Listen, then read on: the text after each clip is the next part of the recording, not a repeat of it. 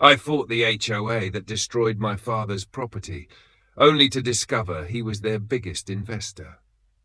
How would you react when you learn the organization you're battling is secretly funded by your own family? The rumble of heavy machinery jerked me awake at 6 a.m. on a Tuesday. I stumbled to my window, blinking sleep from my eyes to see a yellow bulldozer tearing into the empty lot behind our house. My coffee mug slipped from my fingers, shattering on the hardwood floor. "Dad," I shouted, running downstairs. "Someone's digging up our buffer zone." My father, Richard, was already on the back porch in his bathrobe, face twisted with confusion. For 30 years he'd owned that strip of land behind our property. He'd bought it specifically to keep a safe distance between our home and the community centre. "This must be a mistake," he muttered, grabbing his phone. "No one can build there without my permission." I watched his face fall as he made call after call. Something was wrong, really wrong. By noon, 5 construction vehicles had torn up half the green space. Workers had marked boundaries with bright orange spray paint that curved suspiciously into what I knew was our property line. When Dad and I approached them, they just pointed to their work orders. "Maple Grove HOA gym expansion." One worker shrugged. "Talk to management." Dad's hands shook as we walked to the community centre. He'd lived in Maple Grove for 4 decades, helped build it from nothing. Everyone knew Richard Hamilton. Everyone respected him. Or so I thought. Eleanor Thompson's office door was closed when we arrived. Through the frosted glass, I could see her silhouette, perfectly straight back even while sitting. When Dad knocked, she made us wait 3 full minutes before calling, "Come in." "Eleanor," Dad began, "there's been a terrible mistake. Construction crews are digging on my property. For you, a free like is easy, but for me, it is the greatest support and encouragement. For this video, can you give me 1 like and 1 subscription? Thank you very much." Eleanor barely looked up from her computer. Her perfectly highlighted blonde hair didn't move when she shook her head. "Check your property lines, Richard. The community needs a bigger gym, and the board voted unanimously last month." "I wasn't notified of any vote," Dad said, voice rising. "And that land isn't HOA property. I purchased it personally in 1987. Eleanor finally looked at us, her smile tight and practiced. "The records show otherwise. Perhaps at your age, memory becomes selective. My father is many things, but forgetful isn't one of them. The man remembers the birthday of every person he's ever met." "Show me the records," he demanded.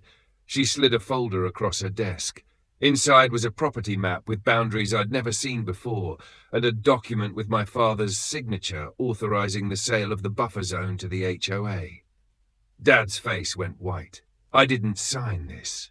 The board meeting was on March 12th. You were there, Richard." Eleanor's voice dripped with fake concern. "Your name's all over our funding documents. Perhaps your daughter should consider your health situation more carefully." That night, a thunderstorm rolled through Maple Grove. I woke to the sound of water. Not rain, but rushing, gurgling water. Following the noise to our basement, I stepped into 3 inches of flooding. Cracks had formed in our foundation where it met the back wall, precisely where the construction had been digging all day. When I called Eleanor at home, she answered on the first ring, as if expecting my call. "Property damage isn't an HOA concern," she said before I could explain. "You'll need to contact your insurance. Your construction cracked our foundation." "Prove it," she said simply, and hung up. Dad sat on the basement steps, watching the water rise around his stored photos and mementos. He looked smaller somehow, older. "Something's not right," he whispered. "My name is on their funding documents, but I never approved this expansion." "What do you mean your name is on their funding?" Dad looked away. "I've supported the HOA financially for years, anonymously. No one was supposed to know." Before I could process this bombshell, a thunderous crack shook the house. We rushed outside in the pouring rain to find our backyard pool split down the middle, water gushing out as the foundation beneath it had shifted. A text message lit up my phone. Emergency HOA meeting tomorrow, 9 a.m. All residents required to attend. Fines for absence. Dad stared at the ruins of our pool, rain soaking his pajamas. They knew this would happen, he said quietly. They knew, and they did it anyway. I didn't sleep that night. Instead, I sat at my kitchen table, wondering how the neighborhood my father helped build had turned against him so completely, and why. For you, a free like is easy, but for me, it is the greatest support and encouragement. For this video, can you give me 1 like and 1 subscription? Thank you very much.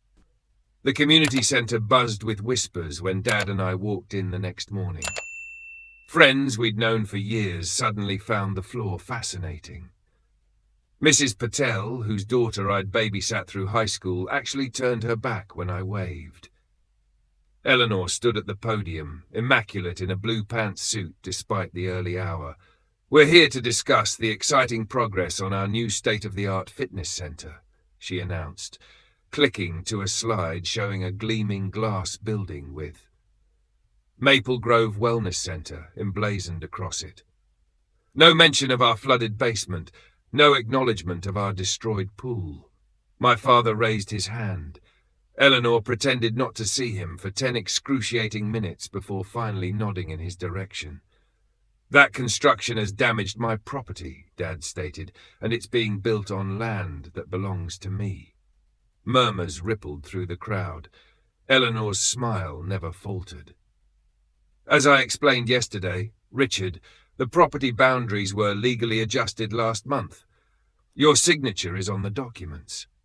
I never signed anything. Eleanor sighed dramatically. This is exactly why we needed unanimous board approval, to protect the community from situations like this. She clicked to another slide, showing a document with Dad's signature. As for your alleged property damage, our contractors follow all safety protocols. Any pre-existing structural issues with your home would naturally be your responsibility. Dad stood up, swaying slightly. Eleanor, stop lying. I never. His words cut off as he clutched his chest, stumbling forward. I barely caught him before he hit the floor. Someone call an ambulance, I screamed. As paramedics loaded Dad into the ambulance 20 minutes later, I noticed Eleanor and 3 board members huddled together, watching from across the parking lot. Not one offered to help. Your father's had a mild heart attack, the doctor told me hours later. He'll need rest and absolutely no stress. I laughed bitterly. That's not possible right now. When I returned home that evening, water was seeping through our front lawn. The construction had somehow damaged our water main. Our driveway had new cracks spreading like spider webs across the concrete. And stuck to our front door was an HOA violation notice, $750 fine for unsightly property damage. Repairs required within 7 days. I crumpled the notice in my fist and marched back to the community center, determined to find answers. The building was dark except for Eleanor's office. Through her window, I could see her meeting with a man in an expensive suit. Her husband, Thomas Thompson, who I suddenly remembered owned Thompson Construction, the company handling the gym expansion. A voice behind me made me jump. They're meeting with the bank about financing. I turned to find Martin Wilson, our neighbor for 15 years, standing in the shadows. His face looked troubled. What's happening, Martin? Why is everyone acting so strange? He glanced nervously at Eleanor's window. The HOA is broke, Sarah. We've been operating in the red for years. Eleanor convinced everyone this gym will save us. A premium facility that will raise property values and attract wealthy new homeowners. But that doesn't explain. Your dad's land was the only suitable location. Martin wouldn't meet my eyes. Eleanor found out he's been the anonymous donor keeping this place afloat. She figured he wouldn't mind contributing a little more by stealing his land. Martin shrugged uncomfortably. The board voted. Democracy in action. My father was on the board. He never voted. He missed that meeting. Hospital visit, Eleanor said. Dad had been getting routine tests that day. Someone had carefully planned this. I returned home to find 3 more violation notices taped to our door. The newest one knocked the wind out of me. Pool violation, improper drainage, environmental hazard, $2,500 fine. They were fining us for the pool they had destroyed. Inside, I found Dad's home office in disarray. Someone had clearly been searching through his files. The safe beneath his desk hung open, empty except for one folder marked HOA funding. I opened it with shaking hands. Inside was evidence that my father, through his investment company, had indeed been the HOA's primary financial backer for decades. But attached to recent documents were copies of his signature that looked off, slightly different from his real signature on older papers. My phone buzzed with a text from an unknown number. Storage room behind community center kitchen. Tomorrow 2 p.m. Come alone if you want to save your dad's property. As I stared at the message, water began pouring through our ceiling light fixtures. The shifting ground beneath our home was breaking us apart piece by piece, and somehow I knew this was only the beginning. For you, a free like is easy, but for me, it is the greatest support and encouragement. For this video, can you give me 1 like and 1 subscription? Thank you very much.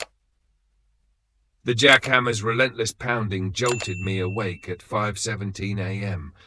Not even my pillow could muffle the noise from the construction site that was once our peaceful buffer zone. I stumbled to the window, eyes puffy from another sleepless night, and watched as workers swarmed over what used to be our land. "They're starting earlier every day," I muttered, knowing this violated county noise ordinances. I grabbed my phone to record the time-stamped video. More evidence for our growing case. Dad sat at the kitchen table, hands shaking slightly as he tried to hold his coffee cup. The constant noise had worn him down, turning his usual confident posture into something fragile and uncertain. The stress lines on his face had deepened over the past weeks. "I spoke with the Mitchells yesterday. They've been our neighbors for 12 years, he said quietly, "and now they won't even look me in the eye." I nodded, remembering how the Mitchells' kids had learned to swim in our pool. Everyone's choosing sides, and they're not choosing ours. The doorbell rang. My stomach tightened. These days, visitors rarely brought good news.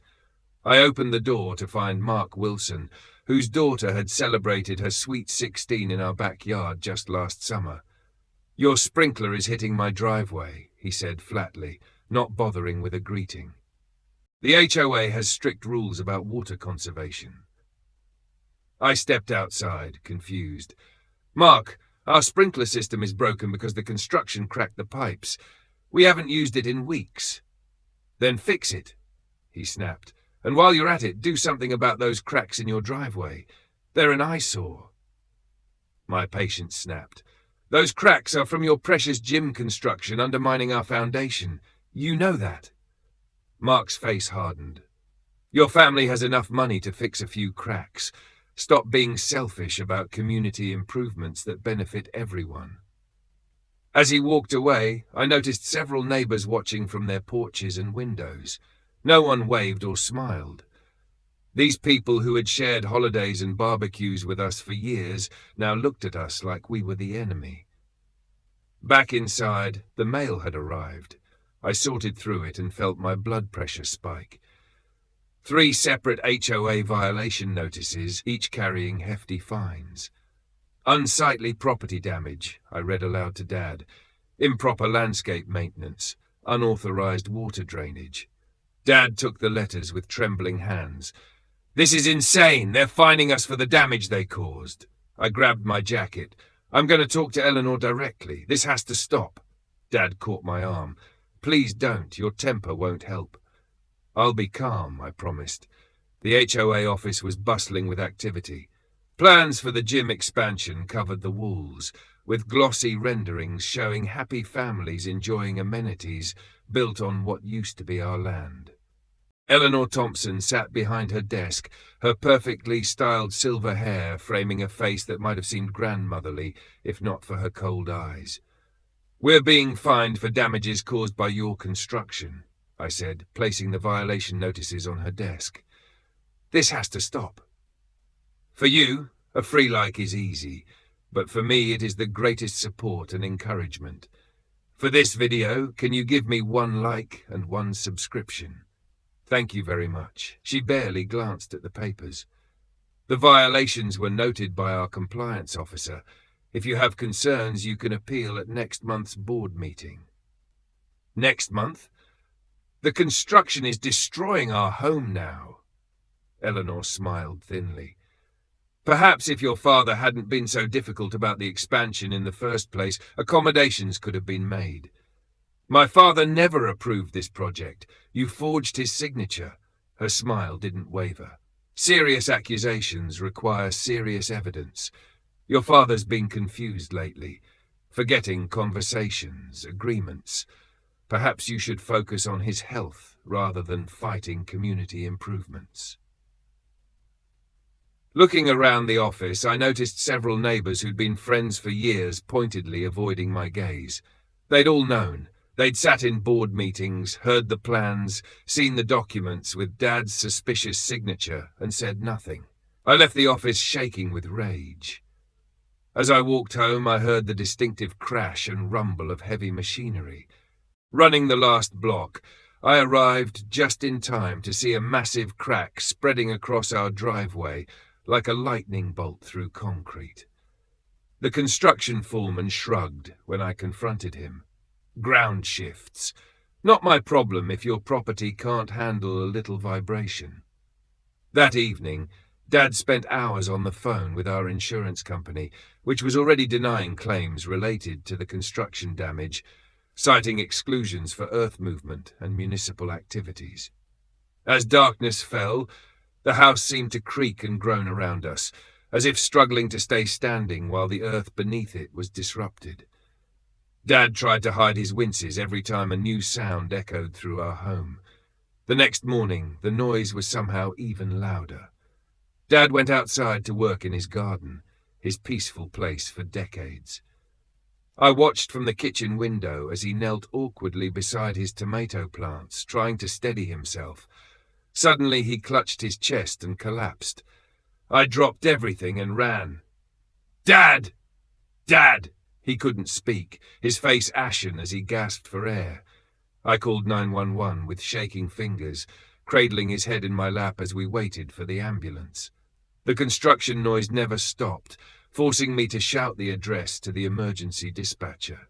As the ambulance finally arrived, I noticed Eleanor and several board members standing across the street watching. Not one of them came to help or even ask if Dad was okay. The paramedics worked quickly, loading Dad into the ambulance. "Possible cardiac event," one of them told me. "We need to move fast." The hours at the hospital blurred together. Tests, questions, more tests. When the doctor finally approached, her face was serious. "Your father's stable, but he suffered a stress-induced cardiac episode, showing signs of strain. He needs complete rest and a stress-free environment." I almost laughed at the impossibility of that prescription. It was past midnight when I finally drove home, exhausted and worried. As I turned onto our street, I noticed something was wrong. Our porch light, which I'd left on, was dark. Inside, nothing worked. No lights, no water. Using my phone flashlight, I found a notice taped to our door. "Emergency water main repair due to construction damage. Service interruption expected for 24 to 48 hours. They'd cut our water and power without warning. While Dad was in the hospital, I sat in our dark, silent house and finally allowed myself to cry, wondering how the people we'd known for years could turn on us so completely. For you, a free like is easy, but for me, it is the greatest support and encouragement. For this video, can you give me 1 like and 1 subscription? Thank you very much. Then my phone buzzed with a text from an unknown number. "I've seen what they're doing to your family. I want to help. Meet me tomorrow at the coffee shop on Main Street. James. I stared at the message, not daring to hope. Who was James, and could I trust anyone in this neighborhood anymore? The coffee shop, buzzing with morning customers, felt like another world compared to the silent battlefield our neighborhood had become. I scanned the room nervously, unsure who I was looking for. A man in a crisp blue shirt raised his hand from a corner table. "You must be Richard's child," he said as I approached. "I'm James Rodriguez. I moved into the yellow house on Cedar Street last month." I studied him cautiously. "Why did you text me? How did you get my number?" James slid a business card across the table. "I'm a property rights attorney, and I got your number from Mrs. Diaz. She's worried about your family, but too scared to help openly." My throat tightened at the thought that at least one neighbor still cared. "Why would you help us? You barely know us." "Because I've seen this before," James said, his expression hardening. "In my last neighborhood, our HOA president pushed through a swimming pool project that mysteriously used his brother-in-law's construction company. By the time we uncovered the kickbacks, 3 families had lost significant property value. Hope flickered for the first time in weeks. You think that's happening here?" "I know it is." James opened his laptop. "Eleanor's husband owns Pinnacle Construction, the company handling your gym expansion. I've been watching their permits and applications. There are irregularities." For the next hour, James showed me what he'd found. Rushed permits, missing environmental impact studies, and most importantly, property line discrepancies. "Your father's land was recategorized during a period when county records show he was hospitalized for his knee surgery," James explained, pointing to timestamps on digital filings. "The signatures don't match his other legal documents." "That's what we've been saying. They forged his approval while he was under anesthesia. We need more proof, but this is a starting point." James closed his laptop. "With your father's original property records and my legal background, we have a case." For the first time in weeks, I felt something besides despair. Dad keeps all the original documents in his home office. Perfect. We need to move quickly before they try to destroy evidence. HOA board members typically panic when confronted with fraud accusations. James walked me to my car, outlining our next steps. "I'll research the county's construction permit history while you gather your father's documents. We'll meet at my place tomorrow. Bringing this to light will change." My phone rang, interrupting him. It was our elderly neighbor, Mrs. Diaz, her voice shaking. "You need to come home right away. There's water everywhere." I broke every speed limit, racing back from the end of our street. I could see the disaster, water gushing from the ground where the construction crew had been digging, flowing like a river directly toward our house. I abandoned my car and ran the last 100 yards. Mrs. Diaz stood on her porch, pointing frantically. "They hit a water main about 20 minutes ago. Nobody did anything to divert it from your house." Water was already ankle deep in our basement by the time I got inside. I waded through, desperately trying to save what I could. Dad's home office was hit hardest. File cabinets toppled, papers floating on the rising water.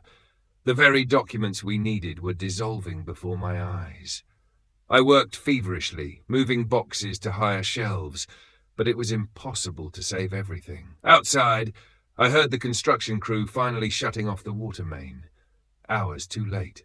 As I carried armloads of soggy papers to the dining room table, trying to dry what I could, a sharp knock came at the door. Eleanor Thompson stood there, holding an HOA violation notice. "Improper water drainage," she announced, trying to peer past me into the house. "The association can't have standing water on properties. It's a mosquito breeding hazard." I stared at her, speechless with rage. "You're fining us for your water main break that your construction caused?" "Rules are rules," she said smugly, "and failure to maintain proper drainage carries a $500 fine, due within 30 days. I snatched the notice, crumpling it in my fist. Get off my property." "That's not very neighbourly," Eleanor tutted. "Oh, and the board voted last night to increase monthly dues by 25% to cover unexpected construction costs. The new payment schedule is effective immediately." After she left, I called James. "They're crushing us financially while destroying our property," I explained, my voice breaking, "and many of Dad's original documents are ruined." "Don't give up," James said firmly. "Document everything. Take photos, videos, save every notice. I've been speaking with other neighbours who've had similar experiences with this board. You're not as alone as they want you to think." That evening I visited Dad in the hospital, trying to hide my red-rimmed eyes. He saw through me immediately. "Tell me what happened," he insisted. I confessed everything: the flood, the ruined documents, the mounting fines. To my surprise, Dad smiled faintly. "They think they've won," he said, "but they don't know about the safe deposit box." My heart leaped. "What safe deposit box?" "At Pinewood Credit Union. I've kept duplicates of all important property documents there since we moved in. The key is in my dresser drawer, hidden in my old cigar box." I squeezed his hand, hope resurging. "Dad, you're brilliant. For you, a free like is easy, but for me it is the greatest support and encouragement. For this video, can you give me 1 like and 1 subscription? Thank you very much." "Not brilliant, just careful." His expression turned serious. "The doctor says I can come home tomorrow. They're planning some grand opening ceremony for that gym soon. I want to be there." "But your heart?" "My heart is breaking watching our home being destroyed. Fighting back is the best medicine now." The next day, with Dad safely home and resting, I met James at the credit union. The documents in the safe deposit box were exactly what we needed. Original surveys, property line markers, purchase agreements, and most importantly, Dad's original signature on dozens of documents that clearly didn't match the forged ones. "This is better than I hoped," James said carefully, photographing each document. "And I found 3 former board members willing to testify about Eleanor's strong-arm tactics. Plus, I tracked down the county inspector who approved their permits. Turns out he's Eleanor's nephew." We worked late into the night at James's kitchen table, building our case. Other neighbours began to discreetly reach out. The Wilsons' teenage daughter approached me at the grocery store, whispering that her parents regretted turning against us, but were afraid of HOA retaliation. Mrs. Diaz brought over dinner and shared recordings of board meetings where Eleanor had dismissed concerns about property lines. Our alliance was growing, but so was the threat. Construction accelerated to a breakneck pace. The gym was nearly finished, despite obvious corner cutting that would make the building unsafe. The grand opening was announced for the following weekend, barely giving us time to complete our legal preparations. Eleanor sent a particularly cruel invitation addressed to Dad, asking him to attend as our generous benefactor. "We're going," Dad insisted when I showed him the invitation. "They think they can shame us into hiding. They're wrong." As we prepared our evidence for both the ceremony and the legal filing James would submit the following Monday, Dad pulled me aside. "Whatever happens," he said, "remember that a home is more than walls and property lines.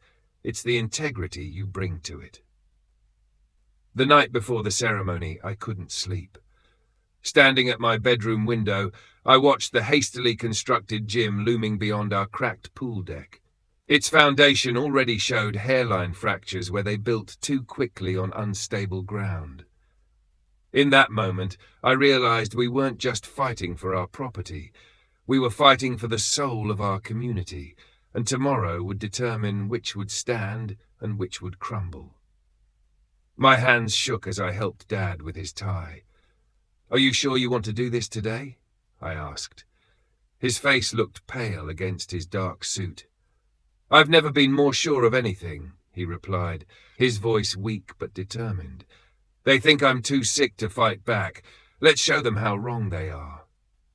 The community centre buzzed with excitement. Red and gold balloons floated against the ceiling. A giant banner read "Grand Opening, Pinewood Heights Wellness Center." The name made my stomach turn. They'd even stolen our family's name for the land. We had always called it Pinewood Point. Eleanor Thompson stood at the entrance in a crisp blue suit, greeting people with a champagne glass in hand. Her smile vanished when she saw us. "Richard," she said, fake concern dripping from her voice, "should you be out of bed? We could have sent you photos of the ceremony." Dad straightened his shoulders. "I wouldn't miss this for the world, Eleanor." James Rodriguez appeared at our side, carrying a thick folder. "Everything's ready," he whispered. We took seats in the back row. The chairs were packed with neighbors. Some gave us cold stares, but others looked away, guilty. I spotted Mark Wilson fidgeting uncomfortably when he noticed us. Eleanor tapped the microphone. "Welcome, everyone. This marks a milestone for our community. This state-of-the-art gym will boost our property values and bring us all closer together." People clapped. I squeezed Dad's hand.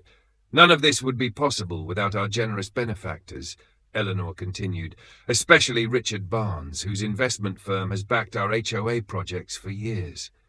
Murmurs spread through the crowd. Many turned to look at us, confused. "And now," Eleanor said, "I'd like to invite Richard to say a few words about this wonderful addition to our neighborhood." Dad stood slowly. James handed him the folder and helped him to the stage. The walk seemed to take forever, each step measured and painful. Eleanor's smile tightened as Dad approached the microphone. She tried to take the folder from him, but he held firm. "Thank you, Eleanor," Dad said, his voice suddenly stronger than I'd heard in months. "I do have something to say about this gym." The room fell silent. "This building stands on stolen property. My property." Dad opened the folder and held up a document. "These are the original land surveys from when I purchased this lot 20 years ago." Eleanor tried to cut in. "Richard, perhaps your medication." "My medication has nothing to do with fraud, Eleanor." Dad's voice boomed through the speakers. "While I was in the hospital, someone forged my signature on these documents." He held up another paper. "My signature approving the use of my land and my investment funds for this project." Gasps echoed through the room. "That's ridiculous," Eleanor snapped. "The board voted unanimously." "Based on falsified documents," James called out, standing up. "I've already filed complaints with the county prosecutor and the State Real Estate Commission." Eleanor grabbed the microphone. "Security, please escort Mr. Barnes off the stage. He's clearly confused." 2 men in uniforms approached, but several neighbors stood up. "Let him speak," shouted Mrs. Patel from across the room. "They denied my request to build a wheelchair ramp last year, claiming it would harm property values." Others joined in, suddenly brave enough to share their stories of HOA abuses. Eleanor's face hardened. "This is a celebration, not a complaint session." I stood up, holding my phone high. "I'm live streaming this to the community Facebook group. Over 300 neighbors are watching right now." Dad continued, pulling out more papers. "The construction damaged my property, cracked my pool foundation, destroyed my basement, and severed my water line. When we complained, we received fines for the very damage the construction caused. For you, a free like is easy, but for me, it is the greatest support and encouragement. For this video, can you give me 1 like and 1 subscription? Thank you very much." Eleanor stormed toward Dad, but James blocked her path. "And here's the most interesting part," Dad said, pulling out one final document. "The construction company handling this project is owned by Eleanor's husband. 5 board members received kickbacks for approving this project." The room erupted in shouting. Eleanor grabbed for the microphone, but it slipped from her hands, crashing to the floor with a deafening screech. In the sudden silence that followed, we all heard it. A deep, grinding crack. The brand new wall behind the stage split open, a jagged line racing from floor to ceiling. "Everyone out!" James shouted. "The foundation is giving way." People rushed for the doors. I pushed through the crowd to reach Dad, who stood calmly watching as Eleanor's perfect gym began crumbling around her. "You've ruined everything," she screamed at him over the chaos. Dad simply shook his head. "No, Eleanor, you did that yourself."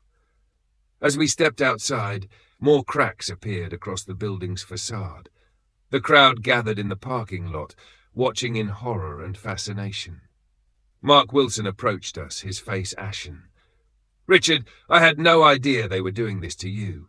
They told us you had approved everything." Dad nodded warily. It's amazing what people will believe when they want something badly enough. A police car pulled into the lot, followed by a news van. Eleanor tried to slip away, but James pointed her out to the officers. "This isn't over," she hissed as they approached her. "You think you've won, but you have no idea who you're dealing with." The gym's main entrance collapsed with a thunderous roar, sending up a cloud of dust. In the distance, sirens wailed. I helped Dad back to our car, his energy finally fading. "Are you okay?" I asked. He looked back at the crumbling building, then at Eleanor being questioned by police. "I will be," he said quietly. "But I keep wondering how many other neighbors has she done this to who couldn't fight back?" As we drove home, I noticed Dad studying our house, taking in the damage that surrounded it, the cracked driveway, the empty pool, the ruined garden. "Was it worth it?" I asked. Dad turned to me, his eyes clearer than they'd been in weeks. "Standing up to bullies is always worth it," he said. "But our fight is just beginning. Eleanor has powerful friends, and the HOA still controls most of the neighborhood. What happens tomorrow when the dust settles and people forget their outrage?" I didn't have an answer. As we pulled into our damaged driveway, my phone buzzed with messages from neighbors I hadn't spoken to in months, all suddenly wanting to know how they could help. Would their support last when it really mattered? The investigation moved slower than I wanted. 3 weeks after the gym collapsed, we still lived with a cracked foundation and an empty pool. But small changes were happening all around us. James called early one Tuesday morning. "Turn on Channel 7 News," he said, his voice excited. I flipped on the TV just in time to see Eleanor being led out of her house in handcuffs.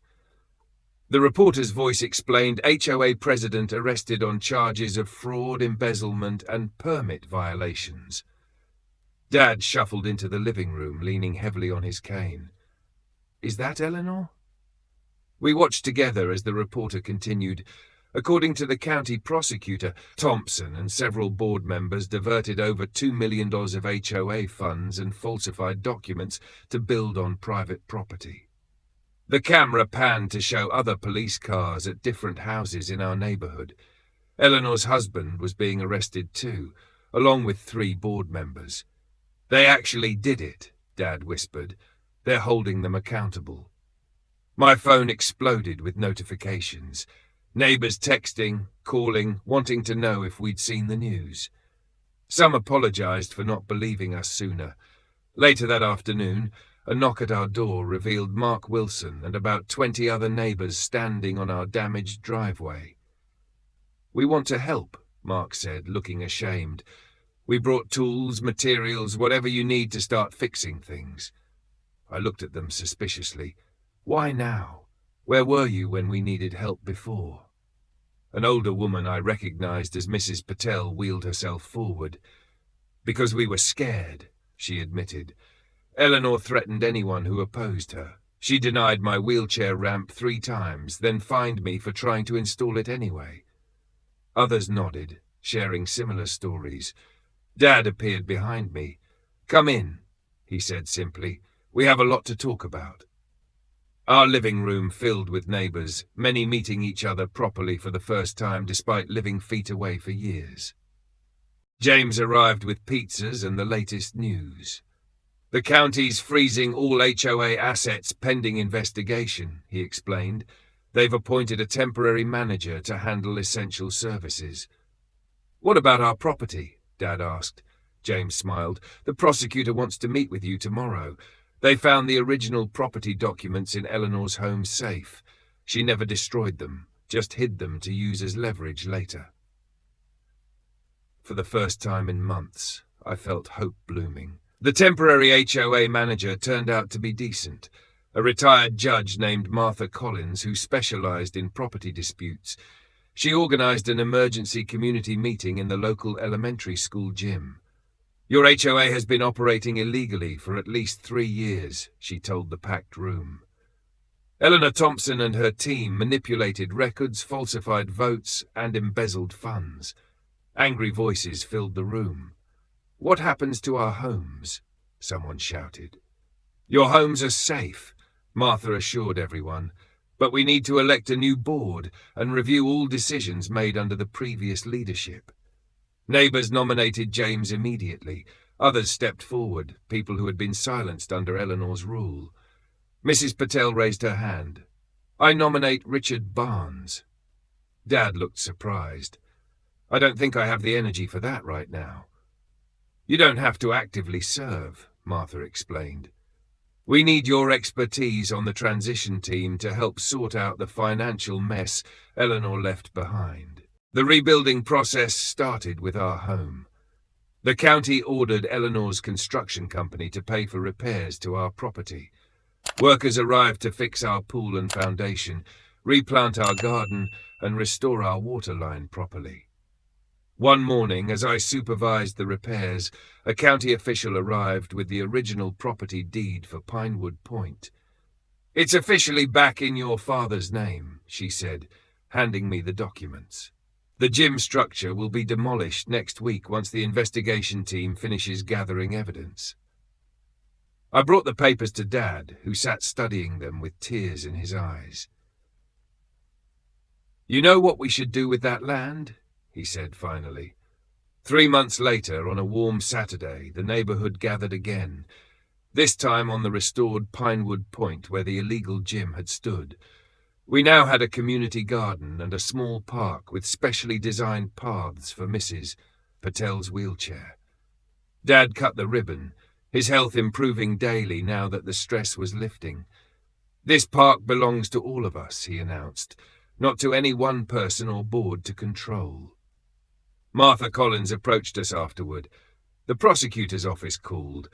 Eleanor and her husband both pleaded guilty in exchange for reduced sentences. They'll serve at least 2 years and pay substantial restitution. Will it be enough? I wondered aloud. Money can't fix everything they broke. Dad said, watching children playing on the new swings, "Trust takes longer to rebuild than property." James joined us, now officially the new HOA president. No decision affecting private property can happen without documented consent from owners, and all board meetings are recorded and posted online for transparency. As people mingled and shared food at picnic tables, I noticed something remarkable. Neighbors were actually talking to each other, learning names, making connections that Eleanor's reign had prevented. Mark Wilson approached Dad. "My son asked if he could help with your garden sometime. He misses coming over to swim." Dad smiled. "The pool opens next week. He's welcome any time." Later, as sunset painted the sky pink over our newly restored home, Dad and I sat on our porch swing. "Was it worth it?" I asked again, remembering the question from months ago.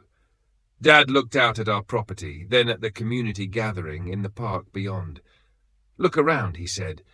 "We didn't just save our home, we saved our neighborhood." A car pulled into Eleanor's old driveway across the street. A young family emerged, new neighbors moving in. "Should we go introduce ourselves?" I asked. Dad stood up, stronger than he'd been in months. "Absolutely, and maybe warn them about joining the HOA board too quickly."